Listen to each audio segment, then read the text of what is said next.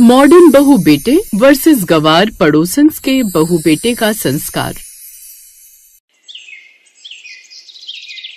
सुबह के 9 बज चुके थे, पर अब तक आशा को ब्रेकफास्ट नहीं मिला था। और जब वो अपनी बहू को ब्रेकफास्ट के लिए कहती है तो शीतल अपनी सास को सैंडविच देती है। भाई मुझसे तो इतनी सुबह खाना बनता नहीं, इसलिए मैं घर में नौकरानी रखने की सोच रही हूँ। फिलहाल मैंने बीटरूट का सैंडविच बनाया, खा लो, सेहत के लिए अच्छा होता है। Good morning my love. तो आज क्या है ब्रेकफास्ट में? सैंडविच? बेटा तू बोल तो ऐसे रहा है जैसे बहू ने 56 भोग बना कर रख दिया। अरे रोज नाश्ते में तो ये सैंडविच ही बनाती है, ये नहीं कि कभी पराठे भी खिला दे। ओ प्लीज मॉम, समझा करो। मैं और शीतल काम करते हैं, जमाना बहुत मॉडर्न हो गया, आप भी थोड़ा मॉडर्न हो जाओ। अपने मॉडर्न बेटे बहू और सैंडविच को देखकर आशा का मुंह बन जाता है। कुछ देर में रवि और शीतल ऑफिस के लिए निकल जाते हैं। पूरे दिन अकेली घर में आशा बोर हो रही होती है, इसलिए वो कुछ देर के लिए घर से बाहर निकलती है और मोहल्ले की कुछ औरतों से बात करती है। तभी मोहल्ले में एक नया परिवार आता है और जब आशा उस परिवार को देखती है तो उनसे बात करती है। लगता है आप लोग गांव से शहर आए हैं, तभी तो आपकी बहू ने साड़ी पहन रखा है, वरना इस सोसाइटी की तो सारी ही बहुएं मॉडर्न हैं और नौकरी करती हैं। नहीं बहन, ऐसा नहीं है, हम लोग तो शुरू से ही शहर में रहते आ रहे हैं। वो तो मेरे बेटे की नौकरी ऐसी है कि हमें इस शहर से उस शहर भटकना पड़ता है, पर अब मेरे बेटे ने बात कर ली है, अब हम यहीं पर हमेशा रहेंगे, हमें इधर उधर भटकने की जरूरत नहीं पड़ेगी। चलिए माँ जी, शाम होने वाली है, हम अपने पड़ोसियों से कल मुलाकात करेंगे। माफ करना आंटी, रात होने को है और हमें बाहर का खाना पसंद नहीं, तो सबसे पहले सामान ठीक करके मुझे खाना बनाना है। वैसे भी माँ जी की तबीयत ठीक नहीं रहती। अपनी नई पड़ोसन की बहू के संस्कार देखकर आशा को बहुत अच्छा लगता है और वो अपने घर जाती है। कुछ ही देर में उसके बहू बेटे बाहर से खाना लेकर घर आते हैं। बाहर का खाना देख आशा को बहुत गुस्सा आता है।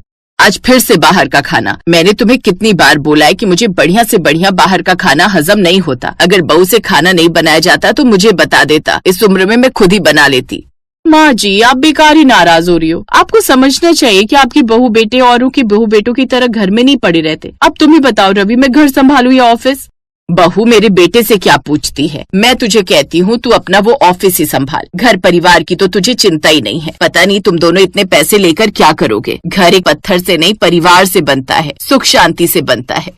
समय यूं ही गुजरता है और अब हमेशा आशा अपने लिए खुद ही तीनों टाइम का खाना बनाती। देखते ही देखते शीतल अब घर का कोई काम नहीं करती, यहाँ तक कि शाम को भी आकर आशा के हाथों का बनाया हुआ खाना खाकर आराम से सो जाया करती। ऐसे ही एक दिन आशा घर के बाहर साफ सफाई कर रही होती है तो वहीं पूजा अपनी सास शांति के सर में तेल लगा रही होती है और शांति जब आशा को घर के काम करते हुए देखती है तो उससे कहती है, आशा बहन, तुम्हारे भी तो बहू बेटे हैं, फिर भी तुम इस उम्र में घर के काम कर रही हो। बहन, मेरे बेटे बहू नौकरी करते हैं, उन्हें टाइम नहीं मिलता। अकेली पूरे दिन घर में बोर हो जाती हूँ, इसलिए काम कर लेती हूँ। तुम्हारी बहू कितनी अच्छी है, काश कि मेरी बहू भी ऐसी ही होती। आंटी, काम तो होते रहेंगे, आप भी आ जाओ, मैं आपके भी सर में तेल लगा देती हूँ। पूजा के कहने पर आशा सारे काम छोड़कर पूजा के पास जाती है। अब पूजा आशा के भी सर में तेल लगाती है और रात को जब उसके बहू बेटे आते हैं तो आशा अपनी पड़ोस की बहू की तारीफ करती है। मेरे मॉडर्न बहू बेटे से तो अच्छे उस गवार शांति के बहू बेटे हैं, क्या संस्कार है उसकी बहू के। देख रहे हो रवि, कैसे तुम्हारी माँ उस गवार औरत के साथ रहकर गवार बनती जा रही है। माँ जी, आप भी पढ़ी लिखी हैं, शुरू से शहर में रही हैं, फिर भी आप इस तरह की बातें कर रही हैं। अब आप क्या चाहती हैं कि मैं उस गवार शांति आंटी की बहू की तरह घर में बैठ जाऊँ, साड़ी पहनूं और खाना बनाती रहूं? हाँ, रही हूँ मैं शुरू से शहर में, पर फिर भी मैं तुझ जैसी मॉडर्न औरत से अच्छी हूँ। गांव की गवार शांति बहन बचपन से अपने बच्चों के साथ गांव में रही, पर उसने अपने बेटे को ऐसे संस्कार दिए कि आज उसका बेटा शहर में काम कर रहा है, सरकारी नौकरी है, और वो लोग गांव से नहीं शहर से ही आए हैं। काश कि मैंने भी अपने बच्चों को ऐसे संस्कार दिए होते तो आज मेरी बहू मुझसे बदतमीजी न कर रही होती। एक बार फिर दोनों सास बहू में बहस हो जाती है, जिस वजह से पिछले कुछ दिनों तक आशा और शीतल आपस में बात नहीं करते और न ही अब आशा अपनी बहू बेटों के लिए खाना बनाती है। ऐसे ही एक दिन जब पूजा खाना बना रही होती है तो आशा को खुशबू आती है और वो उसके घर। माफ करना, पर तुम्हारे खाने की खुशबू इतनी अच्छी आ रही थी कि मैं खुद को रोक ही नहीं पाई। पालक पनीर बना रही हो ना? हाँ आंटी जी, दरअसल पंकज को और माँ जी को मेरे हाथों के पालक पनीर बहुत पसंद है। अब आप आ गई हैं तो खाना खा कर जाना। पूजा, पंकज और शांति के कहने पर आशा दोपहर में उन्हीं के घर खाना खाती है और शाम को भी जब पूजा पूरी और आलू की सब्जी बनाती है तो थोड़ा आशा को देकर चली जाती है और आशा अपने बहू बेटों को दिखाकर खाते हुए कहती है, भाई, मेरे गवार पड़ोसन की संस्कारी बहू ने तो मुझे शाम का भी खाना दे दिया। अब तुम मॉडर्न पति पत्नी देखो अपना खाना।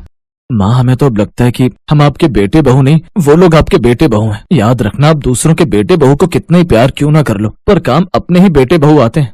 रवि अपनी माँ को खरी खोटी सुनाकर शीतल के साथ डिनर करने के लिए चला जाता है। इसी तरह कुछ दिन बीत जाते हैं और आशा की तबीयत खराब हो जाती है। घर में जब कोई नहीं होता तो पूजा ही आशा के घर जाकर उसके पैर दबाती, उसे डॉक्टर के पास ले जाती। ऐसे एक दिन रवि और शीतल घर में होते हैं और उस दिन काम करते हुए घर के बाहर आशा बेहोश होकर गिर जाती है। ये देख शीतल और रवि डर जाते हैं, पर पूजा वहाँ आती है और उनसे कहती है, माँ जी, आंटी जी बेहोश हो गई, हो ना हो इनका बीपी फिर से डाउन हो गया होगा। आप जल्दी से इनकी बीपी की दवाई लेकर आओ, अपने कमरे में रखिए। और पंकज जी, आप डॉक्टर को बुलाओ, डॉक्टर शर्मा की दवाई इन्हें सूट करती है। तुम्हें इतना सब कुछ कैसे पता? ये मेरी माँ है, मैं अपनी माँ का ख्याल रख लूंगा। वो तो दिख ही रहा है भाई साहब कि तुम अपनी माँ का कितना ख्याल रखते हो। अगर ख्याल रख रहे होते ना तो अभी तुम्हारी बीवी अंदर से दवाई लेकर आती और तुम्हें पता होता तुम्हारी माँ को क्या हुआ है। भाई, जिनके मॉडल बहू बेटे होते हैं उन सास ससुर का यही हाल होता है। बेचारी आशा बहन हमेशा से बस यही तो चाहती है कि उसकी बहू काम करे, घर में भले ही महारानी की तरह रहे पर दो प्यार के बोल बोले, वो उससे बात करे, उसका ख्याल रखे, उसके भी घर में हंसी ठिठोली की आवाज आए। पर हमेशा इनके घर से कलेश की आवाज आई है। हमेशा तुम दोनों ने अपनी माँ को भला बुराई सुनाया है। वो तो पूजा बहू है कि तुम्हारी माँ की देख रेख कर रही है, वरना आशा बहन की हालत कब की खराब हो चुकी होती। आसपास के लोग जब रवि और शीतल को ताने देते हैं तो उनकी नजरें शर्म से झुक जाती हैं। तो वहीं पंकज अपने परिवार के साथ शीतल रवि के साथ आशा को अस्पताल ले जाता है। साथ ही रवि और शीतल की आंख खुल जाती है और जब आशा कुछ दिनों बाद घर आती है तो रवि और शीतल अच्छे से अपनी माँ का ख्याल रखते हैं।